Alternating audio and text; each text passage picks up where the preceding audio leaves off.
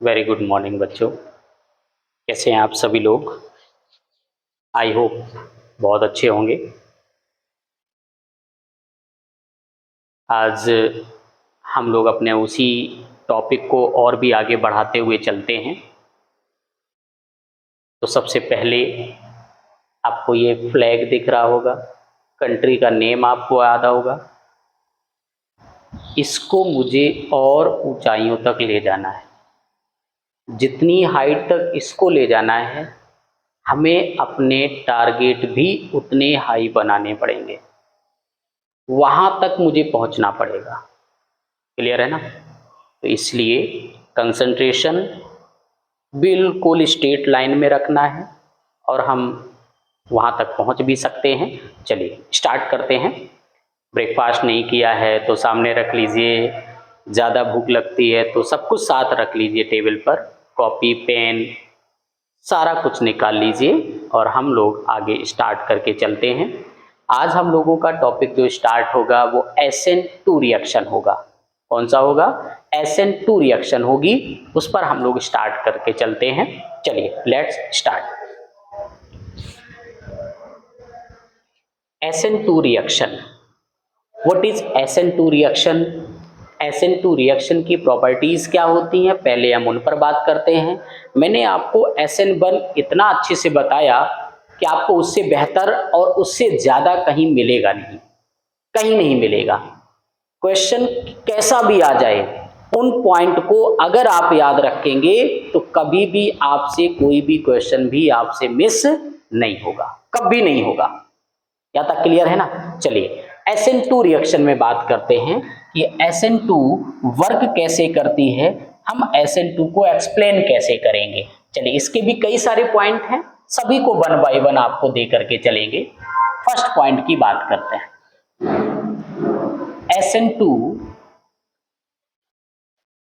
Reaction are bimolecular nucleophilic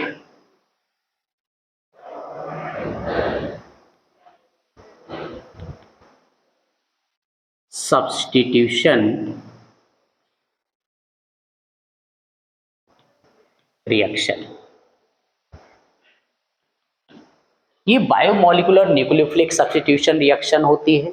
आपने कहा sir, अगर आपने कहा ये बायोमोलिकुलर हुई तो इस बायोमोलिकुलर का मतलब क्या होगा? इन दिस रिएक्शन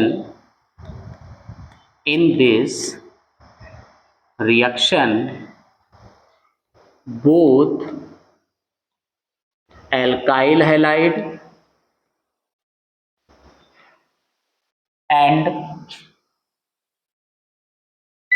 nucleophile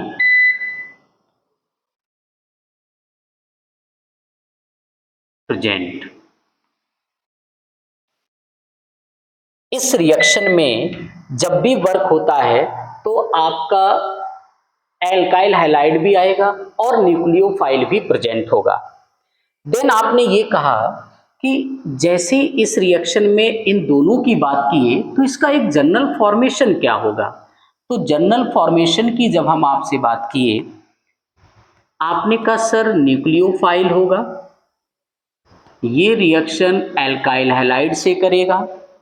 जैसे इसने रिएक्शन किया तो आपने कहा सर ये जब प्रोडक्ट बनाएगा तो वो क्या बनेगा। देखो यहाँ पर ही सबसे मेन पॉइंट आपको समझना पड़ेगा।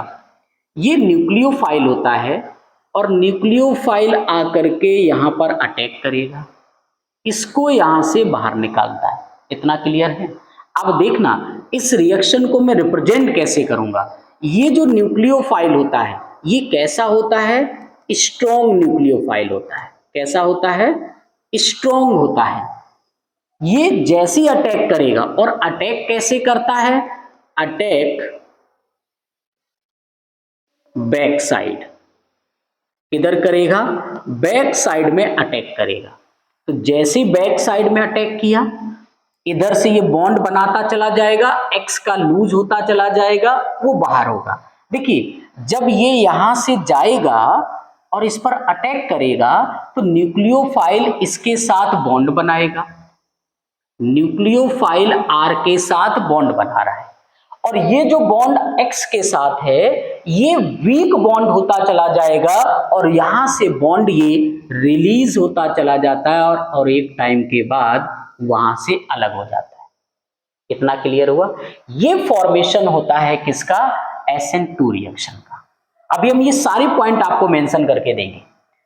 बैक साइड से अटैक करेगा, इधर से बॉन्ड इसको स्ट्रॉन्ग बनाता जाएगा और जो ये X वाला बॉन्ड है वो वीक होता चला जाता है। इतना क्लियर हुआ? चलिए नेक्स्ट पॉइंट पर आते हैं। ये जो SN2 रिएक्शन होती है, आपने अभी अभी लिखा न्यूक्लियोफाइल स्ट्रॉन्ग, तो मैं ये कह सकता हूं इन SN2 reaction strong nucleophile present. इसमें जो न्यूक्लियोफाइल होगा वो कैसा होगा? स्ट्रॉन्ग न्यूक्लियोफाइल प्रेजेंट होगा। आपने कहा अटैक बैक साइड, तो मैं लिखूंगा in this reaction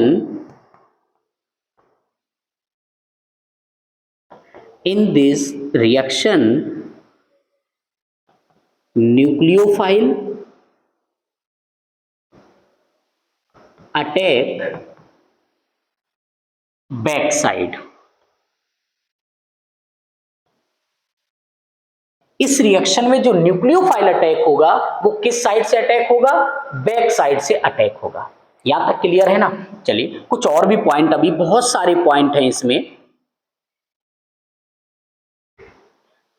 rate of, अब रेट की बात कर लेते हैं। Rate of SN2 reaction, rate of SN2 reaction directly proportional. अब ध्यान देना, मैंने SN1 बताया तो मैंने कहा केवल एल्काइल हैलाइड प्रेजेंट था, तो एल्काइल हैलाइड के कंसंट्रेशन पर डिपेंड था। किस पर डिपेंड था? ये रिप्रेजेंट होता है कंसंट्रेशन, एल्काइल हैलाइड। लेकिन यहां पर न्यूक्लियोफाइल भी प्रेजेंट है तो depend on concentration alkyl halide and nucleophile. Rate of SN2 reaction directly proportional to concentration of Rx and concentration of nucleophile। यहां तक क्लियर है ना? इतना आप राइट कीजिए, उसके बाद फिर और भी पॉइंट लेकर के चलते हैं। फास्ट करो थोड़ा।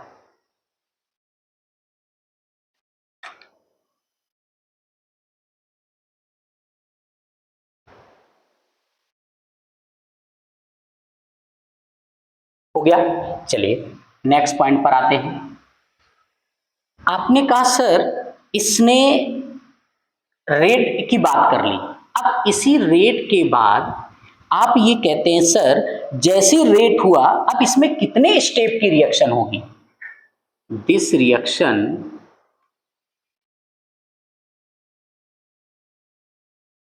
वन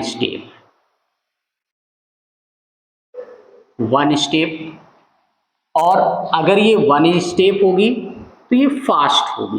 कैसी होगी? फास्ट होगी। SN1 क्या थी? 2 स्टेप रिएक्शन थी। कौन कौन से 2? कार्बोकटायन बनाया, फिर X माइनस का अटैक किया, 2 स्टेप हो गए ना। इसमें क्या है? This reaction 1 step. अब देखना मैं इसी पॉइंट से आगे पॉइंट दूंगा आपको। अगर ये 1 स्टेप है तो आपने कहा नो इंटरमीडिएट फॉर्म। इस केस में एक भी इंटरमीडिएट नहीं बने, कोई इंटरमीडिएट नहीं बनेगा, डायरेक्ट न्यूक्लियोफाइल अटैक करेगा, क्योंकि स्ट्रॉन्ग है तो फास्ट अटैक करेगा, फास्ट करेगा, इंटरमीडिएट नहीं बनेगा, डायरेक्ट प्रोडक्ट अपना बना देगा। इतना क्लियर हुआ? अगले पॉइंट पर आते हैं। इन SN2 reaction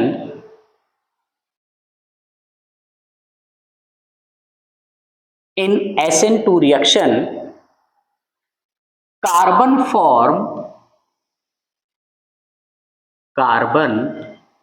form 5 bond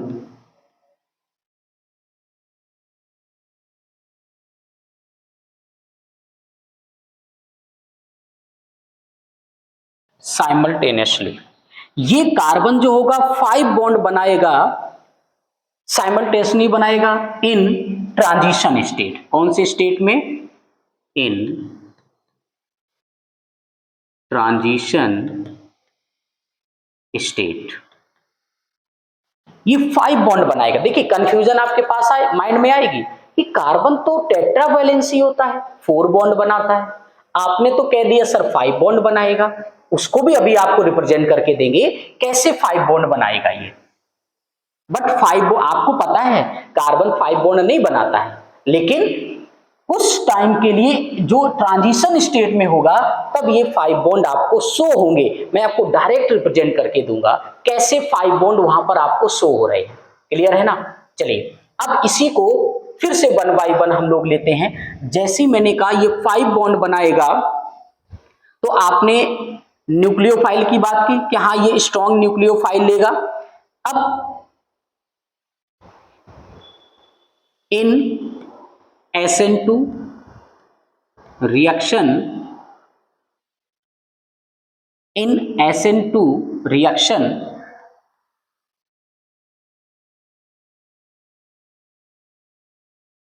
in SN2 reaction nucleophile will not wait for formation of carbocation.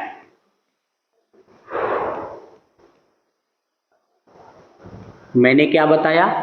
SN2 reaction में जो न्यूक्लियोफाइल होगा वो कार्बोकटायन के बनने का वेट नहीं करेगा। क्यों? मैं ऑलरेडी आपको बता चुका हूं कि SN2 में कार्बोकटायन बनता ही नहीं है, तो वो वेट नहीं करेगा कि कार्बोकटायन बने देन हम अपना एक्स न्यूक्लियोफाइल अटैक करें फिर प्रोडक्ट बनाए। इतना टाइम उसके पास नहीं है, क्योंकि ये फास्ट रिएक्शन होती है, मैंने ऑलरेडी दे चुके हैं। इंटरमीडिएट बनता नहीं मतलब कार्बोकटायन बनता नहीं है। Wait for carbocation nucleophile attack on alkyl halide. हमारा न्यूक्लियोफाइल डायरेक्ट एल्काइल हैलाइड पर अटैक करेगा, वो कार्बोकटायन के फॉर्मेशन का वेट नहीं करेगा, वो डायरेक्ट अटैक कर देगा और अपना प्रोडक्ट बनाएगा। और क्या कह सकते हैं इसमें? जब भी आप इस न्यूक्लियोफाइल की बात करते हो, अब हम आपको एक रिएक्शन दे करके चलेंगे। देखिए सारे पॉइंट अभी क्लियर होंगे आपको। आपने कहा सर न्यूक्लियोफाइल ले लिया, इसको एल्काइल हैलाइड से अटैक करा दिया। जैसे ही आपने अटैक कराया, अब ध्यान देना यहां पर मैंने अभी अभी बताया कि ये जो न्यूक्लियोफाइल है ये कैसा होता है? स्ट्रॉन्ग होता है। करेक्ट हुआ। ये कहां अटैक करेगा? Attack from back side. ये बैक साइड से अटैक भी करेगा। क्लियर हुआ ना? ये बैक साइड से अटैक करेगा। क्यों बैक साइड से अटैक करेगा उसकी भी बात कर लेते हैं आपसे। आपने कहा न्यूक्लियोफाइल के पास, अब आप क्लियर बताना ये क्यों अटैक करता है बैक साइड से। ध्यान देना, ये बैक साइड से अटैक क्यों करता है उसकी बात आपको बताते हैं। बहुत सिंपल वे में बता रहा हूं। ये न्यूक्लियोफाइल पर चार्ज क्या है? न्यूक्लियोफाइल नेगेटिव होता है ना। अगर ये नेगेटिव यहां से अटैक किया फ्रंट साइड से, तो मुझे बताना माइनस माइनस पास में आ जाते हैं तो क्या करते हैं? वो रिपल्सन करते हैं। जब ये नेगेटिव अगर वो फ्रंट से अटैक किया तो माइनस माइनस पास में आ गया, अब रिपल्सन करेगा। तो क्या इसके साथ बॉन्ड बनेगा? नहीं बनेगा, क्योंकि सेम चार्ज हो जाएंगे। सेम चार्ज होने पर ये रिपल्सन करने लगेंगे। इसी वजह से वो क्या करता है कि न्यूक्लियोफाइल को कहां से अटैक कराता है? बैक साइड से अटैक कराता है। क्यों अटैक कराता है बैक साइड से? अब आप यहां पर ये पॉइंट लिख सकते हो, decrease for decrease the reaction due to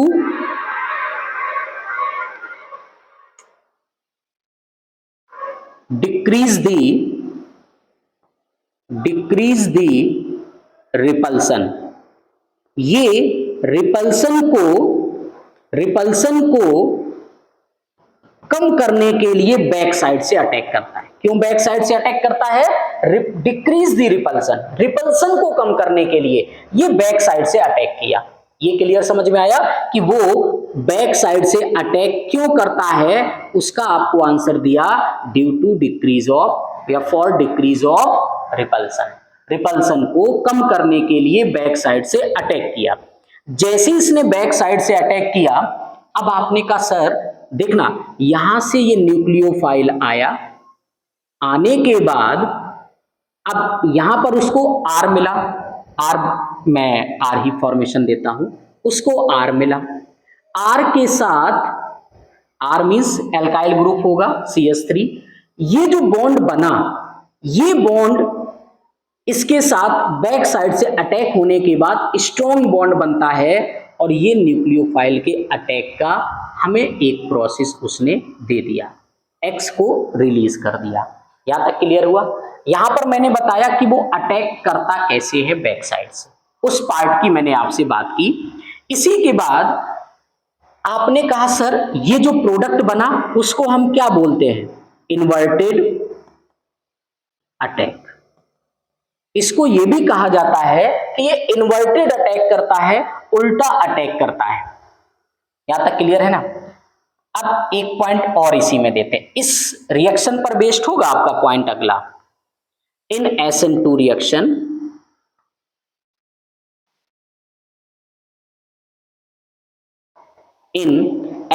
reaction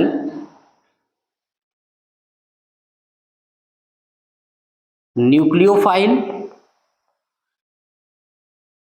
attack back side take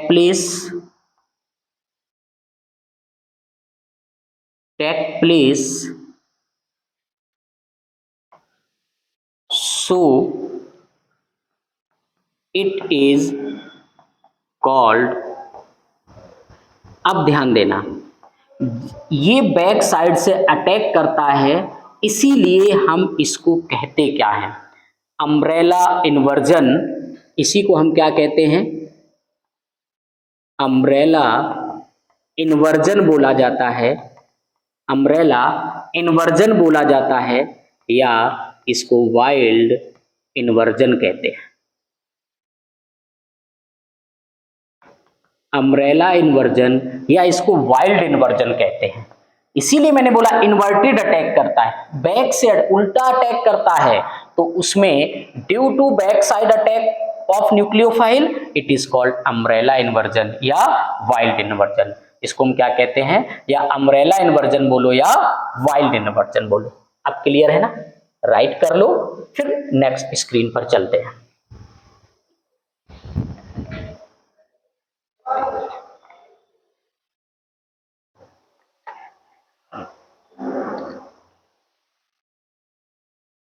हो गया?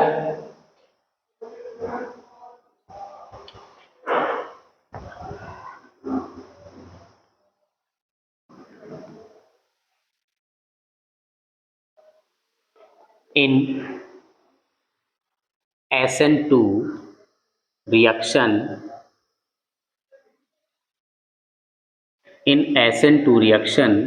inverted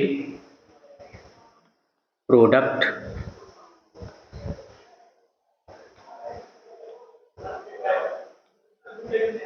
for inverted reaction, SN2 reaction में कैसा प्रोडक्ट बनता है? इन्वर्टेड प्रोडक्ट बनता है। यहां पर आपको अब मैं एक्सप्लेन करके दूंगा कि ये 5 बॉन्ड कैसे आपको बना करके दिया। आपने कहा सर ये न्यूक्लियोफाइल था, करेक्ट हुआ।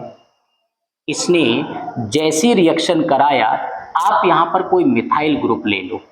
आपने कहा ये सर मैंने एक मिथाइल ले लिया और इसमें Cl को अटैच कर दिया, ध्यान देना, बहुत सिंपल वे में आपको बता के चलूंगा।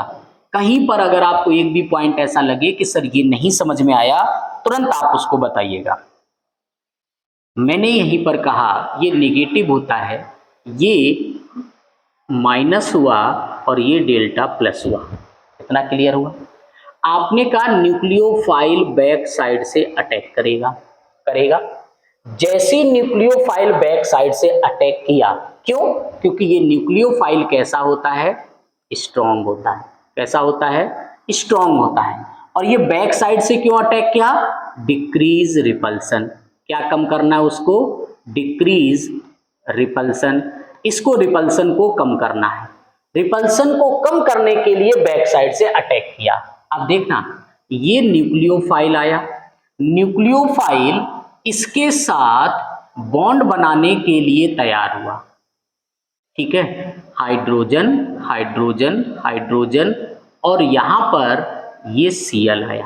आप कहते हो सर आपने ऐसा क्यों बना दिया, ऐसा कैसे बन सकता है? तो अब मैंने आपसे बोला कि ये ऐसा इसलिए बनेगा कि ये जो बॉन्ड है, इसका जो ये बॉन्ड है, ये धीरे धीरे बॉन्ड कैसा बनता जाता है? स्ट्रॉन्ग होता जाता है। और इसका जो ये बॉन्ड है, ये धीरे धीरे कैसा होता जाएगा? वीक बॉन्ड होता चला जाता है। एक साथ फास्ट ऐसे रिएक्शन नहीं होती है।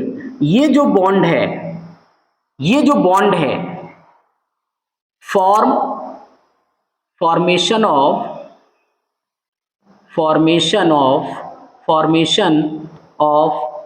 Strong bond. यहां पर स्ट्रॉन्ग बॉन्ड का फॉर्मेशन होता है और ये फॉर्म वीक बॉन्ड। ये धीरे धीरे कैसा बनता जाता है? वीक बॉन्ड होता चला जाता है, क्योंकि ये वीक बॉन्ड बन रहा है, ये स्ट्रॉन्ग हो रहा है और ये वीक हो रहा है, अभी ब्रेक नहीं हुआ। जैसे ये उसका कन्वर्जन हुआ, अब उसके बाद अगले स्टेप में फिर क्या होगा? ये उसके बाद जाकर के क्या मतलब स्टेप तो वन होता है, ये धीरे धीरे, मैं उसको राइट नहीं करूंगा नहीं तो आप कंफ्यूज होंगे फिर। मैंने कहा कि वो स्लोली क्या करेगा? इसको स्ट्रॉन्ग बनाता जाएगा और इसको वीक बॉन्ड बनाता चला जाएगा, और उसके बाद यहां से ये लीविंग ग्रुप बन जाएगा और ये इसके साथ फॉर्मेशन कर लेगा। इतना क्लियर हुआ? इस बेस पर, इस कंडीशन को लेकर के मैंने आपको बताया कि कार्बन 5 बॉन्ड बना सकता है, बट बनते नहीं है। मैंने देखो वो भी बोला, वो बनते नहीं है, लेकिन वो स्ट्रॉन्ग होता जाएगा, ये वीक बनता चला जाएगा। जैसे वीक हो गया, बाहर चला गया। क्लियर हुआ इतना? अब आते हैं फिर से अगले पॉइंटों पर। हमने आपको बोला हम कहीं से भी एक भी पॉइंट आपका छोड़ेंगे नहीं। अब रेट ऑफ SN2 की फिर से एक बार बात करें कि रेट ऑफ SN2 क्या होता है। अब मैंने कहा ये डायरेक्टली प्रोपोर्शनल होता है 1 अपॉन, देखो डायरेक्टली प्रोपोर्शनल लिखा 1 अपॉन दिया, इसका मतलब आप इनवर्सली भी कह सकते हो। क्या बोल सकते हो? आप इसको इनवर्सली भी कह सकते हो कि ये इनवर्सली प्रोपोर्शनल में जाएगा इसके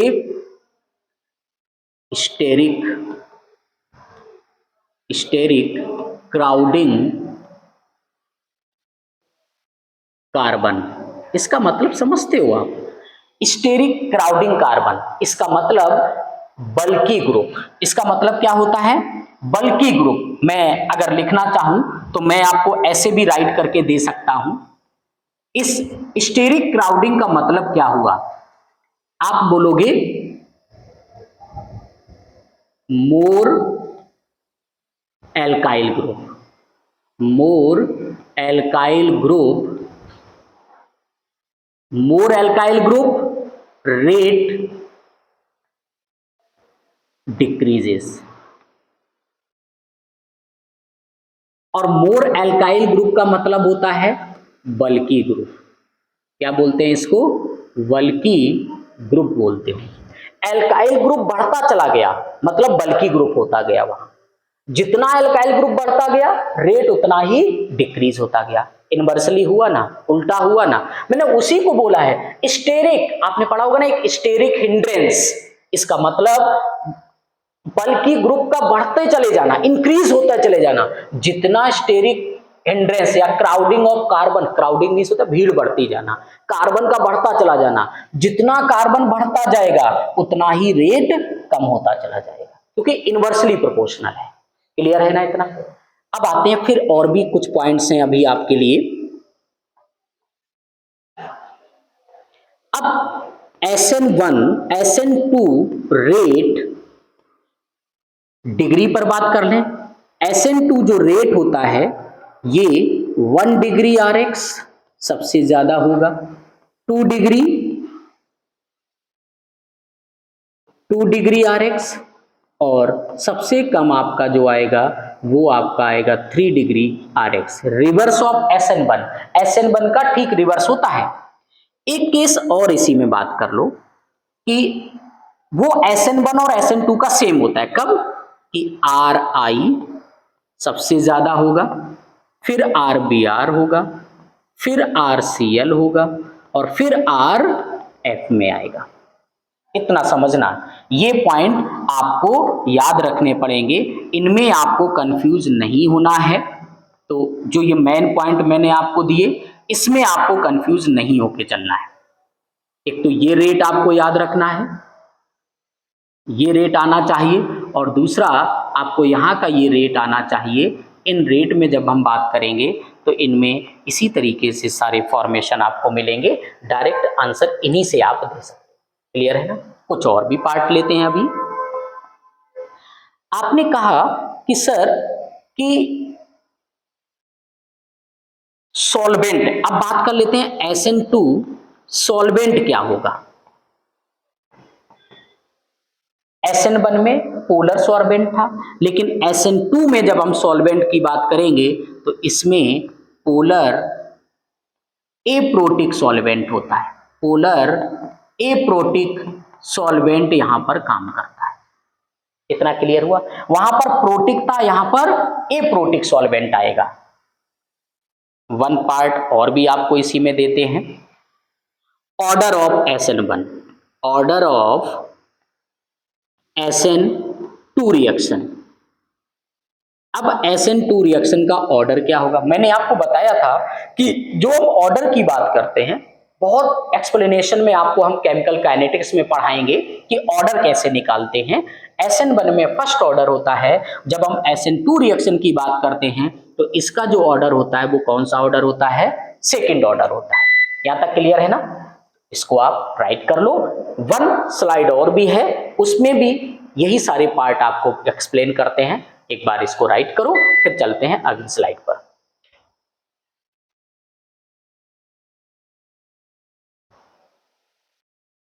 हो गया? आते हैं।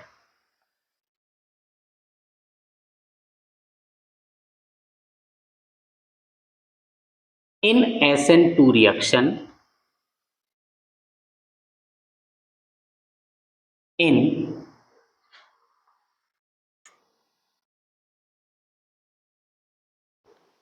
इन SN2 रिएक्शन, जो SN2 रिएक्शन होती है इसमें carbon has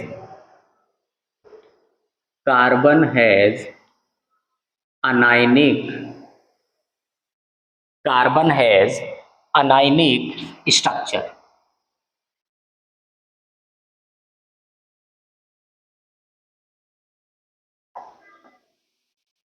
carbon has anionic structure in transition state, in transition state. जो कार्बन होगा वो अनायनिक फॉर्मेशन देगा, कब देगा? जब उसके हम ट्रांजिशन स्टेट की बात करेंगे।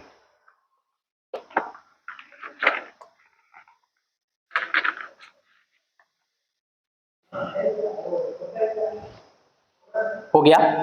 चलिए अब आते हैं, एक और भी एक्सेप्शनल केस की बात कर लेते हैं।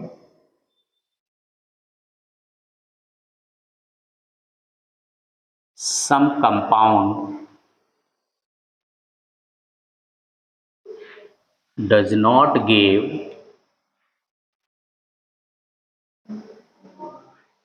SN2 reaction। कुछ कंपाउंड आपको ऐसे भी मिलेंगे जो SN2 रिएक्शन को नहीं देते हैं, जो SN2 रिएक्शन को नहीं देंगे। अब हम उन कंपाउंड की बात करते हैं आपसे। ऐसे कौन से कंपाउंड हैं जो SN2 रिएक्शन को हमें नहीं देते हैं, उन कंपाउंड की बात कर लेते हैं। इससे क्या होगा, अगर कभी एक्सेप्शनल केस से क्वेश्चन फंसेगा तो आप डायरेक्ट आंसर दे सकते हो। चलिए कुछ कंपाउंड्स हैं आपके, उनको हम राइट करते हैं। सबसे पहले बात कर लेते हैं CH2 डबल बॉन्ड CH और देन यहां पर मैंने X दे दिया। अब इसको राइट करने का मतलब क्या हो गया, यहां से आपको सारे पॉइंट क्लियर आपको बताएंगे। अभी मैंने कहा, आपने बोला सर ये क्यों नहीं दिया, ये क्यों नहीं दिया, तो अब इसके पॉइंट की बात कर लेते। इसने SN2 क्यों नहीं देना है, सबसे पहले पॉइंट की देते हैं पार्शियल डबल बॉन्ड, इसके पास पार्शियल डबल बॉन्ड,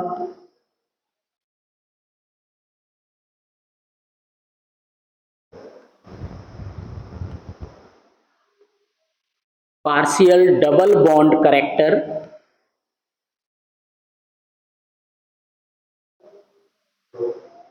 ये पार्शियल डबल बॉन्ड कैरेक्टर देता है, इसलिए ये SN2 नहीं देगा। सेकेंड पॉइंट पर आ जाइए कि जिसमें भी अगर पार्शियल डबल बॉन्ड बना तो यहां पर आप बोलते हो due to resonance, due to resonance, ये रेजोनेंस बनाता है इसलिए आपको SN2 नहीं देगा। Third, do not attack easily from back side, ये बैक साइड से इजिली अटैक नहीं कर सकता है, इसलिए SN2 नहीं देगा। यहां तक क्लियर है ना। अब आते हैं कुछ और भी पॉइंट्स में। एक और भी एग्जांपल है आपके पास। सेकंड एग्जांपल की अगर हम बात करें, मैंने आपको यहां पर दे दिया, एक फॉर्मेशन देते हैं आपको, आपने नेम पढ़ा होगा, ये क्या है, आपको बेंजीन देते हैं। बेंजीन का अगर आपको फॉर्मेशन मिल जाए, इस बेंजीन के फॉर्मेशन में भी X लगा हो, इसमें भी आपको X लगा हुआ मिल जाए। अब आप देखना, डबल बॉन्ड पहले तो मैं राइट करता हूं, इसके पास भी आपने पहले इसके बॉन्ड इलेक्ट्रॉन दे दिए। अब देखना ये भी पार्शियली डबल बॉन्ड, अब आप इसको भी बोलोगे कि पार्शियली डबल बॉन्ड कैरेक्टर देगा। सेकंड, आपने कहा सर ये पार्शियली डबल बॉन्ड बनाएगा, और आपने कहा सर ये रेजोनेंस भी तो बनाता है, बिल्कुल सही है, ड्यू टू रेजोनेंस, ये रेजोनेंस बनाएगा इसलिए नहीं देगा। अब आपने कहा सर और क्या कैरेक्टर दोगे, अगर हम इसके थर्ड केस की बात करें तो हम सिंपल ये कहेंगे, ये कार्बन और जो X है, या कार्बन के साथ जो X फॉर्मेशन है, ये CX बॉन्ड जो है, bond does not break easily, ये इजिली ब्रेक नहीं होता है। क्लियर हुआ इतना। अब आप कहते हैं सर थोड़ा और आगे चलो, क्या इसमें कुछ और भी एग्जाम्पल हैं आपके पास। एक सबसे इंपॉर्टेंट केस की बात करते हैं थर्ड एग्जाम्पल में।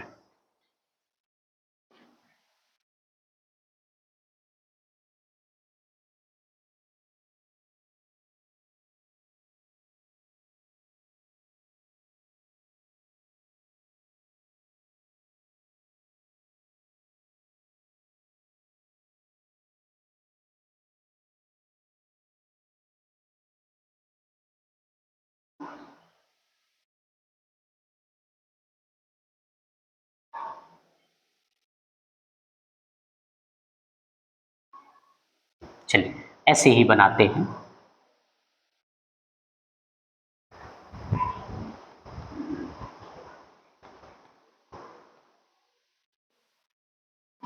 मैंने फॉर्मेशन आपको जो दिया, इस फॉर्मेशन में बात कर लेते हैं कि किस तरीके से देखना, स्ट्रक्चर मेरा समझना।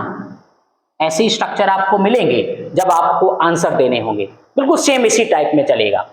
अब आप देखना यहां पर कुछ पार्ट आपके लिए बहुत इंपॉर्टेंट मिलेंगे। सबसे पहले पॉइंट की बात करते हैं। आपने कहा सर इन तीनों स्ट्रक्चर की जब हम बात करें तो ये जो मुझे लास्ट वाला आपने स्ट्रक्चर दिया है तो इसमें जो पॉजिटिव चार्ज होगा, अब देखना positive charge on bridge of carbon. अब जो यहां पर पॉजिटिव चार्ज मुझे मिला, ये कहां पर मिला positive charge? On the bridge of carbon, या बोलो तो on bridge of head of carbon, ऐसे भी नोट कर सकते हो, bridge of head of carbon, head of carbon. ये कार्बन के हेड पर एक ब्रिज फॉर्मेशन कर रहा है ना, और वहां पर पॉजिटिव चार्ज आपको प्रेजेंट मिला। आप कहते हैं सर इस पार्ट की वजह से क्या क्या कंडीशन यहां पर इन्वॉल्व होती हैं, तो यहां पर बोलते हैं कि जब कभी वो कार्बन के हेड पर ब्रिज फॉर्मेशन करेगा तो वो अनस्टेबल होता है, इट इज अनस्टेबल। ये कैसा होगा? अनस्टेबल आपका केस देगा। थर्ड केस में आ जाओ, अगर इसने अनस्टेबल दिया, अब सबसे इंपॉर्टेंट पार्ट आपको देंगे, इसको आपको याद रखना पड़ेगा कि अब जो आएगा तो इसी को बोलते क्या है, तो इसी को एक रूल बोला जाता है, तो उस रूल का नेम क्या होता है? ब्रेड्स रूल बोला जाता है। हम आपको जब अभी आगे हम आपको जब कई सारे क्वेश्चन कराएंगे तो वहां पर हम आपको डायरेक्ट लिख करके देंगे कि due to Bredt's rule, due to Bredt's rule, तो ऐसा स्ट्रक्चर आपको दिखेगा तो उसमें कौन सा रूल लगेगा? अगर ऐसा स्ट्रक्चर आपको दिखा तो उसमें जो रूल लगेगा आपका, तो वो रूल कौन सा लगेगा? ब्रेड्स रूल लगेगा। कौन सा रूल लगेगा? ब्रेड्स रूल लगेगा। तो ब्रेड्स रूल याद रखना क्या होता है? हेड ऑफ कार्बन पर पॉजिटिव चार्ज का ब्रिज बने, अनस्टेबल होगा वो, और उसी को हम कौन सा रूल बोलेंगे? ब्रेड्स रूल बोलेंगे। इतना क्लियर हुआ? राइट कर लीजिएगा। हर पॉइंट को अपने माइंड में रखना, ये डायग्राम अपने माइंड में रखना। अगर ऐसा केस मिले तो डायरेक्ट बोल देना SN2 does not exist there, और बाकी सभी में हम अपने पॉइंटों की बात करके चलेंगे। क्लियर है ना? राइट करो। इसके बाद अब हम आपको SN2 के कुछ रेट की बात करेंगे आपसे, फास्ट कीजिएगा।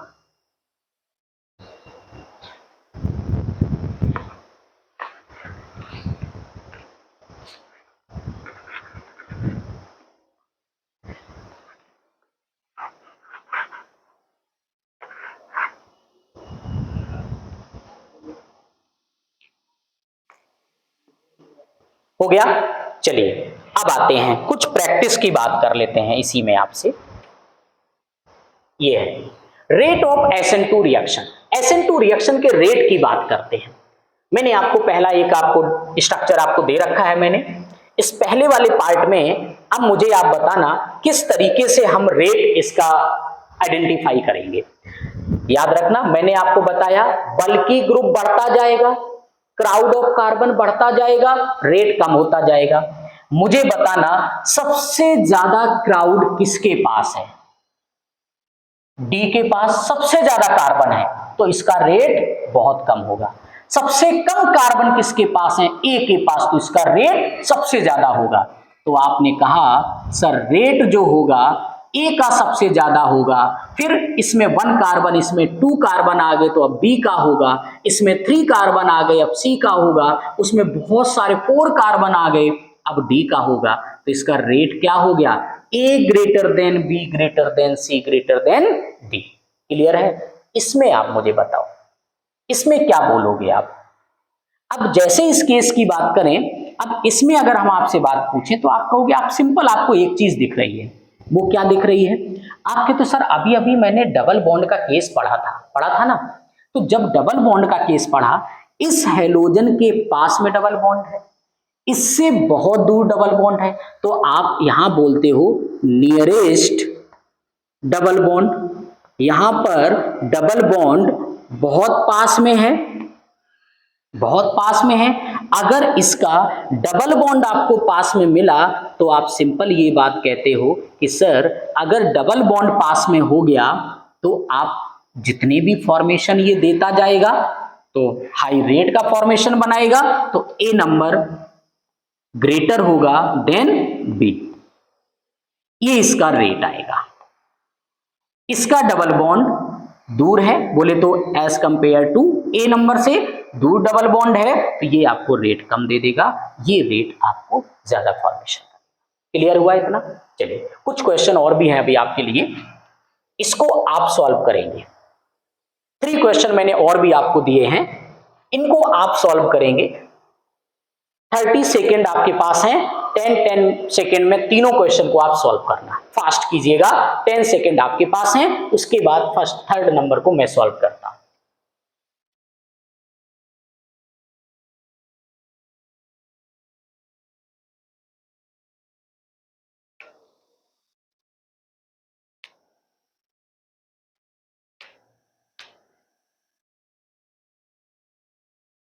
चलिए देख लीजिए, सबसे देखो जो मैंने आपको बताया, अगर वही पार्ट मेरा माइंड में रखोगे तो आपसे आंसर कभी भी मिस नहीं हो सकता है।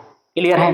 अगर मैं इसकी बात करूं तो आप कहोगे सर जिस कार्बन में हैलोजन अटैच है, RX जो बना, उसमें एक ही साइड में बल्कि ग्रुप आपका अटैच हुआ, उसमें एक ही साइड में बल्कि ग्रुप अटैच है, अदर कहीं नहीं लगा। इसमें देखो बल्कि ग्रुप अटैच हो रहा है, एल्काइल अटैच हो रहा है, तो इसका तो रेट अपने ज्यादा एल्काइल हो गए, रेट कम हो गया, कम एल्काइल है भाई, इसका रेट ज्यादा होगा, तो आप ए ग्रेटर देन बी बोलोगे। क्लियर हुआ इतना? इसमें आ जाओ, इसमें आप बताना, बहुत सिंपल पॉइंट लेके चलना, तभी आप आंसर दे पाओगे। अगर ज्यादा आपने माइंड लगाने की कोशिश की तो कंफ्यूज हो जाओगे। जो मैंने नोट कराया उन्हीं पर बेस्ड आप आंसर देना, कभी मिस नहीं होगे, इधर उधर का पॉइंट मत माइंड में रखना। बोलो क्या होगा? ये पार्ट आप पहले से याद रखना, इसके पास 1 इलेक्ट्रॉन शेयर कर दिया, क्लोरीन के आउटर मोस्ट शेल में होते हैं 7, तो 6 इसके पास बचे। अब बताइए किसके पास कौन सा ज्यादा फॉर्मेशन करके देगा, कौन सा रेट कम देगा, उसकी बात करते हैं। अभी अभी जस्ट मैंने बताया इन दोनों में से कौन सा मुझे SN2 नहीं देगा, तो आपने कहा sir it does not give, याद करो, it does not give SN2, ये SN2 रिएक्शन ही नहीं देगा। क्यों नहीं देगा? Partially double bond. क्यों नहीं देगा? पार्शियली डबल बॉन्ड करेक्टर, ये पार्शियली डबल बॉन्ड करेक्टर दे दिया इसने, इसलिए नहीं देगा। पार्शियली डबल बॉन्ड करेक्टर दे दिया तो ये तो देगा नहीं, बी नंबर वाला देगा मुझे, तो बी ग्रेटर देन ए हो गया। अब लास्ट वाले में आप आओ, इसमें बताना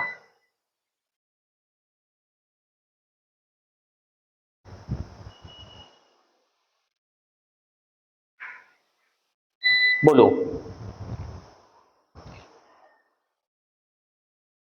बताइए। यहां पर नाइट्रो ग्रुप लगा है, क्या बोलोगे? माइनस, कुछ भी नहीं है, इसके पास CH3 आ गया, मैंने बोला था आपको प्लस H होता है। यहां पर आपको MEO मिथाइल फॉर्मेशन आ गया, तो अब आपने क्या बोला, ये जो फॉर्मेशन देगा प्लस M का देगा। अब ध्यान देना कि जो अभी, अब देखो वही पार्ट मैं फिर आपसे बोलूंगा कि आपको मैंने अभी अभी बताया था कि SN1 क्या करता है, ये ये कटायन बनाता, कार्बो कटायन बोला जाता है, इसको बोला जाता है। तो SN2 को क्या बोला जाएगा? SN2 को क्या बोला जाएगा? इसको कार्ब अनायन बोला जाता है, कार्ब अनायन बोला जाता है। उसमें जिसके पास अनायन करेक्टर ज्यादा होगा तो वो सबसे ज्यादा रेट देगा, सबसे ज्यादा, ये क्योंकि SN2 रिएक्शन है, तो आपने कहा ए में सबसे ज्यादा रेट आएगा, देन बी में आएगा, देन आपका सी में आएगा, और सबसे कम किस में हो जाएगा? डी में हो जाएगा। क्लियर है? ये इसका रेट हो गया। स्क्रीनशॉट ले लेना, राइट कर लेना। कहीं पर भी अगर फिर भी डाउट है तो आप हमारे कमेंट बॉक्स में अपना कमेंट दीजिएगा, वो डाउट भी आपके क्लियर हो जाएंगे।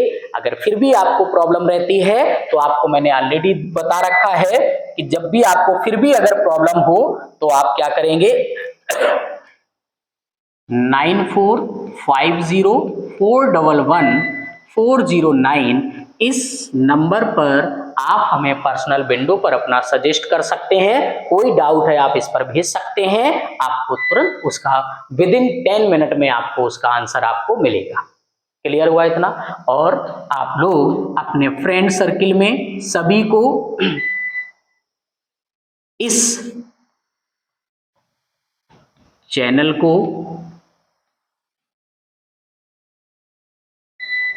शेयर कीजिए और सब्सक्राइब करें, जिससे कई सारे आपके फ्रेंड लोग भी हमसे कनेक्ट हो सकें और उनको भी हम बेहतर से बेहतर मटेरियल प्रोवाइड कर सकें।